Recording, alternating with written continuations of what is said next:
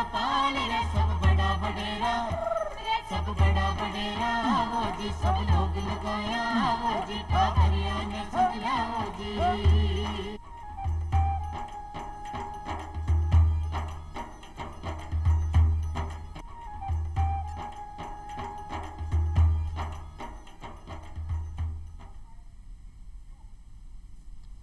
राम राम सा चौपाल देखने वाला सगड़ा दर्शक भाई बहनों को बहुत बहुत स्वागत है। दर्शक भाई बहनों, आपने जिंदगी में कई बार ऐसा कानूनी काम भी आया करे है, कोई कागज पत्री आरा काम भी होया करे है, तो जिसमें अपना जरूरत होवे है पंजीकृत दस्तावेजा की, कुछ मूल पंजीकृत दस्तावेज होवे जो अपना आगे काम आवे है। जी अपना विवाह पंजीकरण हो, जन्म मृत्यु प्रमाण पत्र हो, तो आ की जरूरत अपने आगे समय समय पर भविष्य में पड़ती रहे और भविष्य में कोई तरह की परेशानी नहीं हो, जिससे निजात पाने के लिए जरूरी है कि आप टाइम से ही अपना जन्म मृत्यु और विवाह पंजीकरण करवा लेवा। और सिर्फ आप व्यक्तिगत आपने जरूरत को नहीं हुआ, बल्कि एक साथ साथ देखो सरकार भी जो आपने योजना बनावा है विकास की, जबकि योजना है आर्थिक विकास हो चाहे सामाजिक विकास हो, तो आ योजना भी है जो आ पंजीकरण जो दस्तावेज है आप टिकेड़ी हो, आंकड़ा के आधार पर ही आ से संबंधित योजना सरकार बनावे, तो आपने फायदे के लिए ही बनावे। तो जब भी हो सके जब आप जिम्मेदारी से आप वो काम पहली करा और समय से आपने घर में कोई जन्म हुए हो या मृत्यु हुई हो या विवाह हुए हो, इसी कोई भी घटना हुई हो, तो भी को पंजीकरण अपने समय से करवाना है। अब आप पंजीकरण को आगे कहीं कहीं काम है कि आप बनवा सका, हाँ, तो ऐसा आप आज जानकारी अपने कार्यक्रम में लेवांगा। और आज का अपना विषय भी वही है जन्म मृत्यु और विवाह पंजीकरण। और ये पर जानकारी देने के लिए आपने मेहमान आया है, बात समय मिलवाऊँ आपने, आप डॉक्टर ओम प्रकाश बैरवा जी, आप निदेशक संयुक्त शासन सचिव और मुख्य रजिस्ट्रार हैं जन्म मृत्यु और विवाह पंजीकरण का। बहुत बहुत स्वागत आपको बैरवा जी। सभी को नमस्कार। तो सबसे पहले तो बैरवा जी, जब आप बात करें जन्म मृत्यु प्रमाण पत्र की, तो एक नाम सामने आया सिविल रजिस्ट्रेशन, तो सिविल रजिस्ट्रेशन प्रणाली है जो कि बात कहीं है, सबसे पहले तो वो जानना चाहूँगा। तो देखिए, सिविल रजिस्ट्रेशन प्रणाली है कि जो घटनाएं हमारे जीवन में जन्म की मृत्यु की घटित होती हैं, उन घटनाओं को स्थायी रूप से, व्यवस्थित रूप से और नियमित रूप से पंजीयन जो करना है, रजिस्ट्रेशन जो करना है, इस पूरी प्रणाली के तहत जो काम किया जाता है उसको सिविल रजिस्ट्रेशन प्रणाली कहते हैं। और भारत सरकार का जो अधिनियम बना हुआ है 1969 का जन्म मृत्यु रजिस्ट्रीकरण अधिनियम, उसके तहत ये सिविल रजिस्ट्रेशन प्रणाली काम करती है। और इसी प्रकार से राज्यों में, राजस्थान जन्म मृत्यु पंजीयन के नियम 2000 में बने थे, उसके तहत ये पंजीयन के कार्य किए जा रहे हैं। जी, तो एक मतलब अधिनियम की जानकारी है, जन्म मृत्यु से संबंधित जो को अधिनियम है जी की आपने जानकारी है। एक अपना भाई बहन वो जानना चाहोगा कि कई बार वह अगर इन्हें बहुत हल्का में लेवे का बनावा नहीं बनावा, तो आने जरूरत है कि अपना भाई बहना ने बेरो होना चाहिए कि आपने की काम के अंदर है जरूरत पड़ सके पंजीकरण जो प्रमाण पत्र है जन्म मृत्यु का और विवाह का जी। तो सबसे पहले जन्म मृत्यु प्रमाण पत्र की आप बात करा, तो क्या कटे कटे काम आ सके आपने दर्शक भाई बहना? देखिए, हम जब इस संसार में आते हैं और हमारा परिवार में जब जन्म होता है, क्योंकि वहीं से हमारा जीवन एक तरीके से चालू होता है। ह्यूमन जो लाइफ है वो किसी न किसी बच्चे के किसी न किसी परिवार में जन्म लेने से ही चालू होती है। तो उसका हम परिवार में बड़ी खुशी मनाते हैं और पूरा सब मिठाइयाँ बांटते हैं, सब कुछ करते हैं, एक खुशी का माहौल एक होता है। लेकिन उसका जो एक तरीके से कानूनी जो अधिकार है उस बच्चे का जो नाम है, क्योंकि हम बच्चे का कोई न कोई नाम रखते हैं, नामकरण कराते हैं और फिर उस नाम के आधार पे ही उसका स्कूल में दाखिला कराते हैं। आगे उसके विभिन्न जो दस्तावेज हैं वो दस्तावेज भी उसी नाम से, जिसमें उसकी माता का नाम, पिता का नाम ये भी होता है, ताकि कि भाई ये बच्चा जो है इसका खुद का नाम क्या है, माता का नाम क्या है, पिता का नाम क्या है, ये कहाँ इसका निवास है और कहाँ इसका जन्म हुआ है और जन्म कौन सी तारीख को हुआ है। तो ये जो एक तरीके से दस्तावेजीकरण है, प्रमाणीकरण है कि यानी प्रमाण है। यानी कई बार क्या होता है कि जब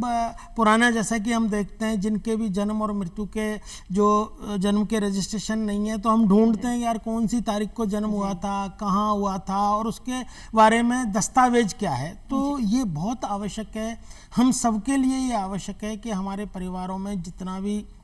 जो भी बच्चे जन्म लेते हैं उनको हम सबकी जिम्मेदारी है कि हम उनको कानूनी अधिकार, पहला कानूनी अधिकार के रूप में उनको ये उपहार देवें कि उनका जन्म प्रमाण पत्र जो है जिसमें जो उनका कानूनी अधिकार के रूप में पूरी जिंदगी उनके लिए काम आएगा, उनके मृत्यु तक वो प्रमाण के रूप में काम में आएगा, तो हमें उसको तत्काल पंजीयन कराना चाहिए। और पंजीयन के लिए देखिए इस समय इतनी बहुत राजस्थान सरकार ने बहुत अच्छी सुविधा की हुई है कि पंजीयन के लिए कार्यालयों के चक्कर लगाने की ज़रूरत नहीं है, कहीं जाने की ज़रूरत नहीं है। आप पंजीयन का जो काम है वो काम खुद अपने घर बैठे अपने मोबाइल के माध्यम से, अपने कंप्यूटर के माध्यम से आप खुद उसमें आवेदन कर सकते हैं। या आपके पास मोबाइल और कंप्यूटर की सुविधा नहीं है या खुद आवेदन करने में अपने आप को थोड़ा असुविधा लगती है, तो अपने नज़दीकी जो ई मित्र केंद्र है उस ई मित्र केंद्र पर जाके भी अपना पंजीयन का आवेदन कर सकते हैं। और इसके अलावा हमने जो घटनाएं अभी राजकीय चिकित्सालयों में हो रही हैं और निजी चिकित्सालयों में हो रही हैं, तो राजकीय जो चिकित्सालय हैं उनमें तो पंजीयन करने का अधिकार वहाँ के जो चिकित्सा अधिकारी हैं उन्हीं को दे दिया है। यानी जो भी हॉस्पिटल में बर्थ होता है उस बर्थ का पंजीयन का प्रमाण पत्र देना उस हॉस्पिटल के चिकित्सा अधिकारी की, मेडिकल ऑफिसर की जिम्मेदारी है। और जब हम डिस्चार्ज कराते हैं माता जब डिस्चार्ज होती है अपने बच्चे के साथ, तो उसी समय हम जो डिस्चार्ज सर्टिफिकेट लेते हैं उसके साथ साथ हमें जन्म प्रमाण पत्र भी वहाँ से लेना चाहिए, ताकि हमें जन्म प्रमाण पत्र के लिए बाद में चक्कर ना लगाना पड़े। जी, तो एक बहुत आसान चीज़ अपन बैरवा साहब भी बताई कि देखो आजकल जको जन्म को कहा है, जन्म जका होवे अस्पताल में ही होवे ज़्यादातर, तो इस समय आपने ने देखो और कुछ माथापच्ची करने की ज़रूरत नहीं है, बट चिकित्सा अधिकारी ही आपने प्रमाण पत्र उपलब्ध करा देगा जन्म को, बच्चे को। लेकिन एक वो भी जानना चाहूँगा डॉक्टर साहब कि जन्म तो हो लेकिन कई बार नाम बच्चों को कौन ही होवे कि भी आप नाम कोई डिसाइड कौन कर पावा, तो इस समय भी कई प्रमाण पत्र बिना नाम के भी दे दियो जावे। हाँ देखिए, जन्म प्रमाण पत्र में कई बार क्या होता है कि हम शुरू में नाम नहीं रखते हैं, तो और ये अच्छी बात भी है कि हम बिना नाम का, यानी माता का नाम, पिता का नाम और जन्म की तिथि और जन्म कहाँ हुआ है इस तरीके का पूरा और पता वगैरह और उसका एक जो पंजीयन क्रमांक है वो जारी हो जाता है। और एक प्रमाण पत्र बच्चे के, बेबी के नाम से जारी हो जाता है, उसमें किसी तरीके का उसका कोई नाम नहीं होता है। और वो जो प्रमाण पत्र है, वो प्रमाण पत्र का जो पंजीयन क्रमांक है वो ता जिंदगी हमेशा वही रहता है, वो बदलता नहीं है। तो इसलिए हमें बिना नाम का भी प्रमाण पत्र तुरंत ले लेना चाहिए ताकि उसमें विलंब ना हो और हमें हर्डल्स ना हो। और हम उसमें लेकिन बाद में ये जरूर ध्यान रखें कि जब भी हम नामकरण बच्चे का कर दें, परिवार में उसका कोई भी नाम रखें, तो मैं ये सबको दर्शकों को कहना चाहूँगा कि नाम हमें जो है वो बहुत सोच समझ के रखना चाहिए, क्योंकि नाम ही एक ऐसी चीज़ है जो हमेशा व्यक्ति के साथ चलता है, उसकी पहचान है, आइडेंटिफिकेशन है। भीड़ में भी आइडेंटिफिकेशन हम नाम लेके बोलते हैं, घर में भी हम एक दूसरे से नाम लेके बोलते हैं या रिश्ते का हम संबोधन करते हैं। तो जो नाम है वो बहुत जरूरी है और नाम को सोच समझ के रखना चाहिए ताकि, और वो जो नाम हमने रखा है वो प्रमाण पत्र में हमें जुड़वाना है। तो 1 वर्ष तक यदि हम प्रमाण पत्र में नाम जुड़वाते हैं तो वो तो निःशुल्क है। आप आवेदन करेंगे और जो नाम आप रखेंगे वो नाम जुड़ के आपको पुनः वही प्रमाण पत्र नाम सहित मिल जाएगा, पंजीयन क्रमांक सेम रहेगा। 1 वर्ष से यदि ज़्यादा की अवधि निकल जाती है तो आप 15 वर्ष तक की व्यवस्था दी हुई है। उस 15 वर्ष तक की व्यवस्था में आप 5 रुपये का उसका विलम्ब शुल्क है, उस विलम्ब शुल्क के आधार पर आप फिर नामकरण करा सकते हैं। और अभी विशेष रूप से कुछ ऐसे पुराने लोग हैं जिन्होंने अभी तक प्रमाण पत्रों में नाम दर्ज नहीं कराया, तो भारत सरकार ने इसमें हमें एक शिथिलता दी हुई है कि आगे के 5 साल तक का भी, यानी 20 साल तक का भी जो नाम है किसी व्यक्ति का, उसमें नामकरण करके और पंजीयन प्रमाण पत्र पुनः उसको जारी कर दिया जाता है। तो बैरवा साहब, पहला तो आपने राजकीय अस्पताल की बात हुई कि वहाँ चिकित्सा अधिकारी ने देखो अधिकार दे रखे है कि वह प्रमाण पत्र बच्चे को जन्म को दे देगा। लेकिन अगर कई बहना की जो प्रसव है वो निजी अस्पताल में करवाओ जी, तो निजी अस्पताल में प्रसव होने के बाद भी क्या आसानी से बना जन्म प्रमाण पत्र मिल सके क्या? जी हाँ, देखिए, जो हमारे राजस्थान के लगभग अभी 1707 ऐसे निजी चिकित्सालय हैं जहाँ पर जन्म की घटनाएं होती हैं। तो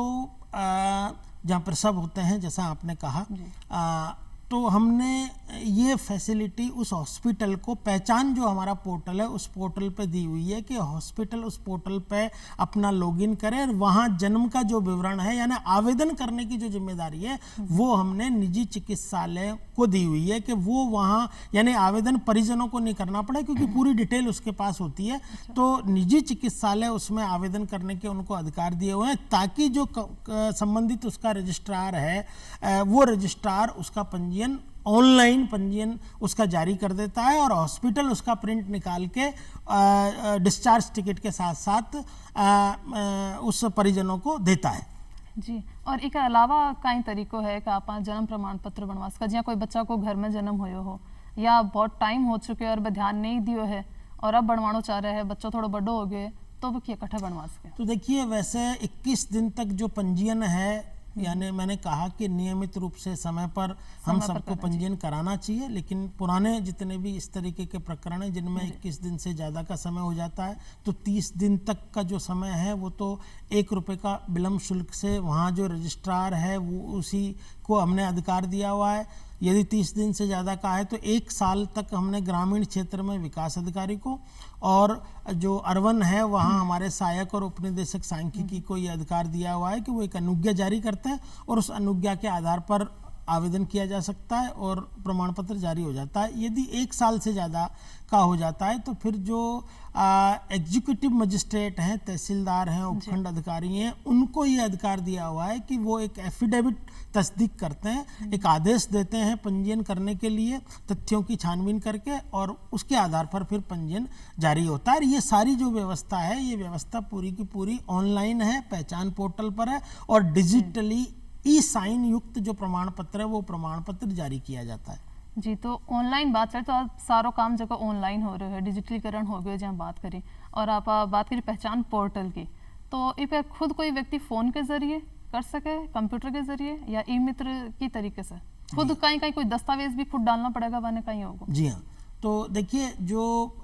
मैंने जैसा कि बताया कि जो वर्तमान की जन्म की घटनाएं हैं, मृत्यु की घटनाएं हैं, उनका तो जहाँ घटना हो रही है इंस्टीट्यूशन में यदि हो रही है, संस्था में, तो वो संस्था अपना करती है। लेकिन जो पुराने केसेज हैं, 1 साल से ज़्यादा के हैं, ऐसे केसेस में क्या है कि पूरा एक आवेदन जो है वो ऑनलाइन अपने को करना होता है और उसके साथ जो उसका प्रमाण है उस घटना के, तो उस घटना के प्रमाण के दस्तावेज को स्कैन करके उस पर लगाना होता है। अच्छा। और उसके आधार पर जो रजिस्ट्रार है वो रजिस्ट्रार उसको नियमित रूप से फिर रजिस्ट्रार डिजिटली साइन से उसको जारी कर देता है। मैं एक बात और यहाँ बताना चाहूँगा सभी दर्शकों को कि हमने, जैसे हमारे पुराने प्रमाण पत्र हैं, हम कोई 40 साल का है, कोई 50 साल का है, पहले के जो प्रमाण पत्र हम लोगों के पास हैं, या 10 साल पहले भी जो प्रमाण पत्र थे वो हस्तलिखित प्रमाण पत्र जारी किए जाते थे। अब चूंकि पूरा एक आईटी का और डिजिटल युग है और डिजिटल युग में सब डिजिटल प्रमाण पत्र चाहते हैं, तो हमने इसमें लीगेसी की भी व्यवस्था की हुई है कि यदि अपने पुराने प्रमाण पत्र को हम कंप्यूटराइज प्रमाण पत्र में कन्वर्ट कराना चाहें तो वो भी ऑनलाइन आवेदन करना है, पुराने प्रमाण पत्र को स्कैन करके अपलोड करना है और उसके आधार पर आपको डिजिटल साइन, ई साइन युक्त प्रमाण पत्र आपको मिल जाता है। अच्छा, वो एक बहुत बढ़िया जानकारी। तो कई भाई बहन चाह रहे होगा कभी मारो तो पहले को बनाएडो है, ऑनलाइन के हिसाब से कौन बनाएडो, तो अब बाना अगर वो चाहिए कंप्यूटरीकृत बाने आप अपनो प्रमाण पत्र चाहिए तो वो आपनो वो ले सके हैं, ऑनलाइन ही ले सके है। एक साथ साथ वो भी जानना चाहूँगा डॉक्टर साहब कि कई बार आप गोद लेवा बच्चा, तो बाँ के हिसाब से भी आपको पंजीकरण, नया माता पिता बाने मिला बच्चा ने, तो बाँ के हिसाब से बाँ को पंजीकरण हो सके कहीं? देखिए, जो न्यायालय का गोदनामा है, जब अपन किसी भी बालक को एडप्ट करते हैं तो एक न्यायालय से उसका गोदनामा अपने को तस्दीक कराना होता है। अच्छा। और उस गोदनामे के आधार पर जो उसका पहले का जन्म प्रमाण पत्र है जिसमें माता पिता का नाम दूसरा लिखा हुआ होता है, और गोदनामा के आधार पर जब हम अप्लाई करते हैं तो ये व्यवस्था भी हमने दी हुई है, उसके माता पिता का नाम का भी परिवर्तन उस गोदनाम के आधार पर हो जाता है, ताकि आगे, चूँकि जब हमने अपने बालक को गोद ले ही लिया है तो अब उसके माता पिता गोद लेने के साथ ही वो हो जाते हैं नए, तो रिकॉर्ड में भी वो तब्दीली हम कर देते हैं और उसको नया प्रमाण पत्र जारी कर देते हैं। लेकिन प्रमाण पत्र का जो संख्या है वो एक बार जिसको भी जारी हो गया वो वही रहता है, उसमें जब भी जो भी परिवर्तन होगा, लेकिन प्रमाण पत्र का जो पंजीयन क्रमांक है वो हमेशा समान रहता है। जी, आप प्रमाण पत्र बनने के बाद कोई संशोधन भी आप कर सका, जहाँ कोई नाम में या दिनांक में, तारीख के अंदर कोई? जी, देखिए इसमें मैं ये बताना चाहूँगा कि हमें प्रमाण पत्र जो है वो सूचनाओं को बहुत अच्छे से उसमें अंकित करना चाहिए, दर्ज करना चाहिए, ताकि हमको इस तरीके का सामना ही नहीं करना पड़े कि साहब मेरा नाम गलत हो गया, मेरी जन्म तिथि गलत हो गई, मेरा ये गलत हो गया। क्योंकि बाद में क्योंकि हम एफिडेविट के आधार पर बहुत सारी चीज़ें करते हैं, तो हमें इसको हल्के में नहीं लेना चाहिए और इसको हमें पेरेंट्स को चाहिए कि हम बच्चे का जब प्रमाण पत्र के लिए आवेदन करें तो थोड़ा उसको गंभीरता से लें और सही सूचनाएं दर्ज करें, ताकि प्रमाण पत्र आपका सही जारी हो सके। क्योंकि आप जो सूचनाएं देते हो उस सूचनाओं के आधार पर ही आपका प्रमाण पत्र रजिस्ट्रार के द्वारा ऑनलाइन जारी किया जाता है। आजकल आदमी का आदमी से मिलना तो इसमें होता नहीं है, केवल सिस्टम काम करता है, कंप्यूटर और अपना ऑनलाइन जो सॉफ्टवेयर है पहचान पोर्टल का वो काम करता है। तो सही सूचनाएं दें और फिर भी यदि कोई गलती हो जाती है तो उसका प्रमाण के साथ फिर संशोधन की व्यवस्था भी कुछ हद तक दी हुई है। जी, आप पंजीयन तो जहाँ ऑनलाइन भी करा दें या अस्पतालों में करें जहाँ पंजीयन हो जाओ, तो प्रमाण पत्र आपने कितने दिन में मिले या ऑनलाइन जहाँ हो तो वो हाथों हाथ ही निकल जावे क्या? जी हाँ, तो देखिए जैसे ही रजिस्ट्रार के द्वारा पंजीयन पे प्रमाण पत्र पे ई साइन किया जाता है, वैसे ही वो पोर्टल पे अवेलेबल हो जाता है और कोई भी व्यक्ति अपना पोर्टल जो पहचान पोर्टल है हमारा pehchan.nic.raj.in इस नाम से हमारा पूरा पोर्टल है और पहचान नाम से मोबाइल ऐप है। अच्छा। उस पर हमने सर्च की फैसिलिटी दी हुई है कि आप बालक के नाम से, आप उसके पिता के नाम से, माता के नाम से या आप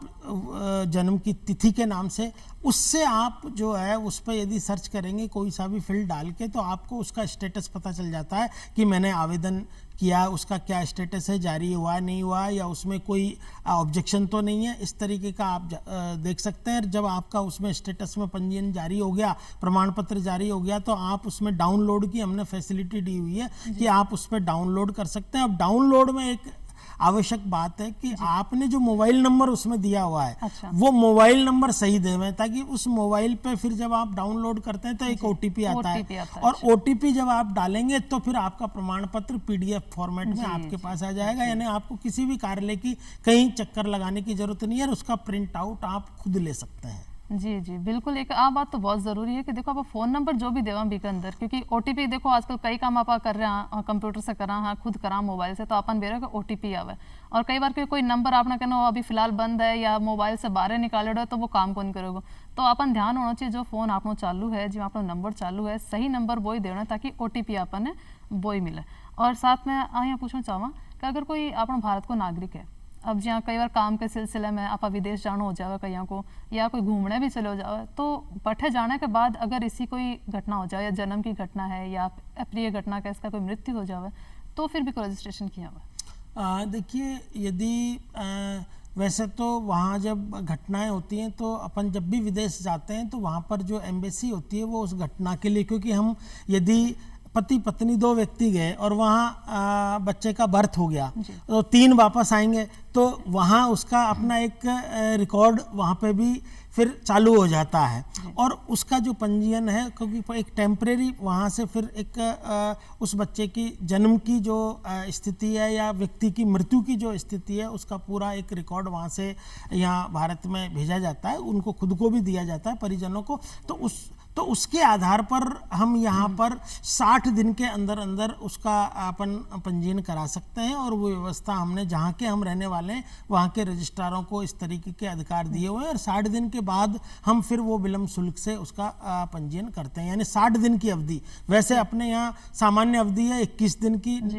निःशुल्क कराने की, लेकिन ऐसे विदेशी केस जो हैं उनके केसेज में हमने 60 दिन की अवधि में निःशुल्क पंजीयन की व्यवस्था दी हुई है। जी, तो जन्म की ज्यादा बात आप करी भी के साथ ही मृत्यु प्रमाण पत्र की बात करा तो लोग देखे कि भी चलो जन्म तो होया अभी बच्चा को आगे बहुत सारा काम होगा तो जन्म प्रमाण पत्र आप बनवावा, लेकिन एक मृत्यु ऐसी चीज हो जाओ कि सोचा कि भाई मृत्यु होगी इंसान की अब कहीं काम आओगे का पाई को प्रमाण पत्र भी बनवावा, तो हमारे दर्शक बहन जरूर बताओ कि कहीं कहीं काम आवा अपना मृत्यु प्रमाण पत्र। देखिए मृत्यु वैसे तो हम सब शॉक्ड होते हैं जब भी परिवार में हमारे कोई अचानक मृत्यु हो जाती है, तो लेकिन जो हम सब जानते हैं कि नियति को कोई टाल नहीं सकता और जो होना है वो होता है, लेकिन बाद में जो परिजन हैं उन परिजनों को हम सब ढांढस बंधाते हैं और हम सब जो हैं उनको हिम्मत भी देते हैं कि भाई आप आगे अपने जीवन को ढंग से जीवन यापित करें और ऊपर वाले की जो नियति है उसको स्वीकार करें। तो यहाँ मैं सभी दर्शकों को ये कहना चाहूँगा कि जब हमारे परिवार में किसी भी व्यक्ति की कोई मृत्यु होती है तो उसका मृत्यु प्रमाण पत्र बहुत आवश्यक है। इसलिए आवश्यक है कि एक तो उसके नाम का आजकल सभी का बैंक खाता है, कुछ न कुछ संपत्ति है, कहीं न कहीं कोई हमारी कृषि भूमि है या जमीन जायदाद है या बैंक में कोई भी हमारी एफडी है या बीमा की पॉलिसी है, क्योंकि बीमा की पॉलिसी अमूमन आजकल सभी कराते हैं। तो उनके जो क्लेम्स हैं, उनके जो बीमा दावे हैं, उनके उत्तराधिकार के जो राइट हैं, वो राइट बिना मृत्यु प्रमाण पत्र के नहीं मिलते हैं। तो मृत्यु प्रमाण पत्र भी सही नाम से सही पूरी इंफॉर्मेशन के साथ हमें समय पे ही 21 दिन के अंदर लेना चाहिए। यहाँ भी मैं फिर एक बात बताऊंगा कि जो मृत्युएं इंस्टीट्यूशन में होती हैं, क्योंकि अंतिम समय में आदमी बीमार होता है तो हम सब हॉस्पिटल में इलाज कराते हैं, तो जब इलाज कराते हैं तो हॉस्पिटल में जिनका इलाज हो रहा होता है वहाँ जो मृत्यु होती है उसका भी प्रमाण पत्र हमें वहीं हॉस्पिटल से लेना है। सरकारी अस्पतालों को हमने ये मृत्यु प्रमाण पत्र जारी करने के अधिकार दिए हुए हैं और जो निजी चिकित्सालय हैं वो निजी चिकित्सालयों को हमने आवेदन करने के अधिकार दिए हुए हैं और जो संबंधित उसका रजिस्ट्रार होता है, रजिस्ट्रार के बारे में मैं बताना चाहूँगा कि जो ग्रामीण हमारे क्षेत्र हैं उनमें तो ग्राम पंचायत के जो ग्राम विकास अधिकारी हैं वो रजिस्ट्रार है जन्म मृत्यु और विवाह पंजीकरण का, और जो नगर पालिका क्षेत्र है वहाँ पर नगर पालिका के जो अधिशासी अधिकारी हैं, जो आयुक्त हैं, उनको पंजीयन के अधिकार दिए हुए हैं, और हॉस्पिटल जो गवर्नमेंट के हैं उनमें जो चिकित्सा अधिकारी हैं उनको उप रजिस्ट्रार की शक्तियाँ रजिस्ट्रार के बराबर दी हुई है। तो मृत्यु प्रमाण पत्र भी जी अपना जन्म प्रमाण पत्र ऑनलाइन बना भी है, मृत्यु प्रमाण पत्र भी बनता होगा? जी हाँ, ये भी पहचान पोर्टल पर पूरा ऑनलाइन है और डिजिटल साइन से जारी होता है, और ये जो भी प्रमाण पत्र हमारे इस पोर्टल से जारी होते हैं वो सारा का सारा राजस्थान सरकार का अपना राज ई वॉल्ट है, एक राज ई वॉल्ट ऐप है। हम सब भी जो भी टेक्निकल थोड़ी सी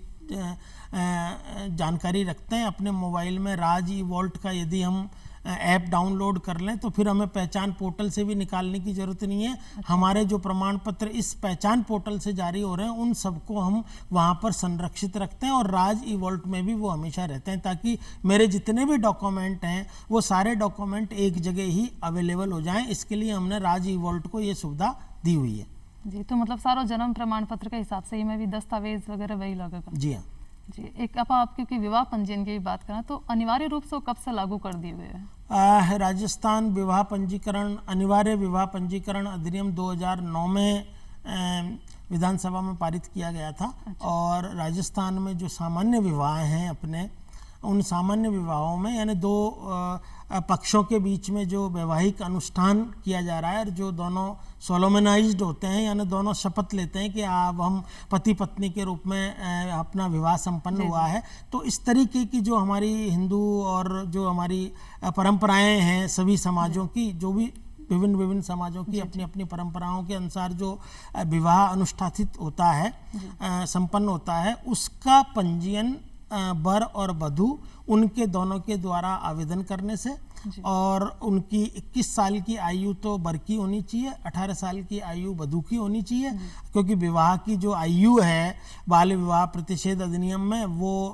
21 और 18 हम सब जानते हैं। आजकल बाल विवाह कानूनन अपराध है, बाल विवाह हमको प्रोत्साहित नहीं करना चाहिए, करना नहीं चाहिए। जो आयु है उस आयु पर विवाह संपन्न करना चाहिए। और जब विवाह संपन्न हो जाता है तो शपथ पत्र के आधार पर 2 गवाहों के आधार पर जो दस्तावेज है उसके आधार पर और आयु का जो प्रमाण है वो देना पड़ता है। और आधार जो है हमारा, चूंकि आधार यूनिक है, हाँ आधार है, अपना जन आधार है, ये हम यदि देते हैं तो हमारा रिकॉर्ड बेहतर तरीके से होता है और डुप्लीकेसी नहीं होती और किसी तरीके की गलती नहीं होती। तो विवाह का जो पंजीकरण है वो भी, और सबसे बड़ी बात है कि पति पत्नी का अपना जो विवाह पंजीकरण का प्रमाण पत्र जारी होता है उसमें दोनों की संयुक्त फोटो भी लगती है। तो वो भी एक तरीके से एक प्रमाण, बहुत बड़ा प्रमाण है, क्योंकि कई बार विवाद हो जाते हैं और कई समस्याएं आती हैं, उत्तराधिकार की समस्याएं आती हैं, अचानक एक्सीडेंट हो जाता है दोनों में से किसी एक पक्ष का, तो उत्तराधिकार के लिए भी ये बहुत आवश्यक है कि विवाह का पंजीकरण करें। और विवाह के पंजीकरण में जो सरकारी नौकरी या आश्रित को, वो भी विवाह के पंजीकरण का जब होता है तभी उसमें दी जाती है। जी, तो 2009 से वो शुरुआत हुई, तो 2009 से पहले जगह विवाह वेड़ा तो वे भी करवा सके? जी हाँ, जिनके विवाह, जैसे आप हमारे सबके विवाह जो हैं वो 2009 से पहले के ही हैं, तो उन सबको भी हमने पहचान पोर्टल पर ये सुविधा दी हुई है कि आप अपना पूरा आवेदन उस पर दर्ज करें और रजिस्ट्रार उन आवेदनों के आधार पर अपनी सत्यता की जांच करके और वो प्रमाण पत्र जारी करते हैं। और उसमें जो विलम्ब शुल्क है वो विलम्ब शुल्क के आधार पर प्रमाण पत्र। तो मैं वही कहना चाहूंगी चलते चलते भाई बहना ने जो आगे जगह विवाह हो रहा है वे तो अपना फटाफट बनवा ही लेवे, और जगह 2009 से पहले विवाह संपन्न हो चुका है वे भी बनवाना चाहो तो वे भी अपना प्रमाण पत्र बनवा सके है। तो आज आप इतनी अच्छी जानकारी आप ली बैरवा साहब से, तो बैरवा साहब आप आया, ये तो कीमती समय मान दियो, तो एक तो अभी के लिए बहुत बहुत धन्यवाद। तो दर्शक भाई बहनों, अब समय आपने इजाजत कौन देवे कि आप आगे और बातचीत करा, तो आप फिर मिलांगा कोई नए विषय के साथ। तो जब तक माने दियो इजाजत, राम राम सा। नमस्कार।